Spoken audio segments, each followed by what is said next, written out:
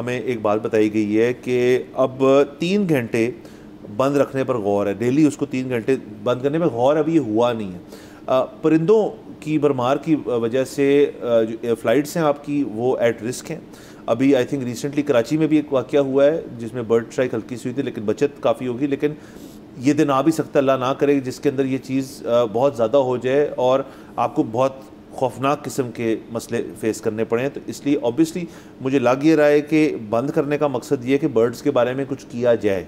अब उनको आप क्या मारेंगे, उनको तब्दील करेंगे, कैसे करेंगे?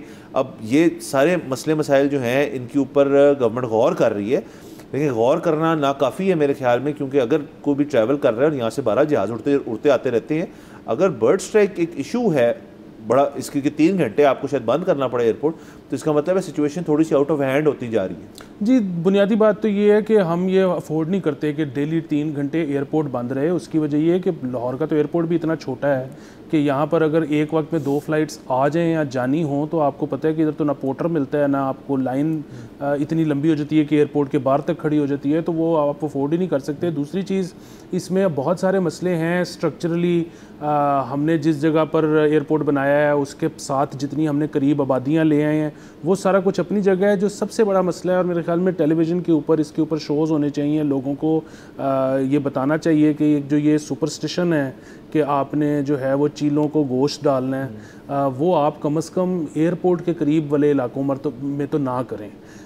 वैसे तो वो शायद कहीं भी नहीं होनी चाहिए। वो एक दफ़ा नहर पे भी जब होनी शुरू हुई थी तो उस पर भी बहुत मसला हो गया था, फिर हुकूमत को इंटरवीन करना पड़ा था। लेकिन ये जो हमारी सुपरस्टिशंस है ना, इनके ऊपर मेरे ख्याल में बातचीत होनी चाहिए और नेशनल लेवल पे होना चाहिए। तो इसके ऊपर सर बिल्कुल ठीक है, लेकिन मैं तो सिर्फ एक ही पॉइंट है मेरा इसके अंदर कि ये भी जब आप करेंगे तो अगर तो उनका शिकार करके आपने करना है तो उसके अपने कुछ कंसर्न्स हैं कि, और अगर तो आपने किसी इसको सिस्टमेटिक तरीके से करना है कि क्या वो तरीक़ेकार हैं जिससे, क्योंकि देखिए लाहौर वाहिद दुनिया के एयरपोर्ट नहीं हो सकता जहाँ पे ये इशू है। ये एक दुनिया में बहुत जगहों पे ये इशू होगा, उन्होंने किसी तरह इसको ओवरकम किया होगा। अब वो क्या तरीक़ेकार उन्होंने अपनाए हैं, आप उनको भी स्टडी करें और देखें कि इनको बर्ड्स को सेफली रिलोकेट कैसे किया जा सकता है, क्योंकि वो उनका एक इकोसिस्टम है।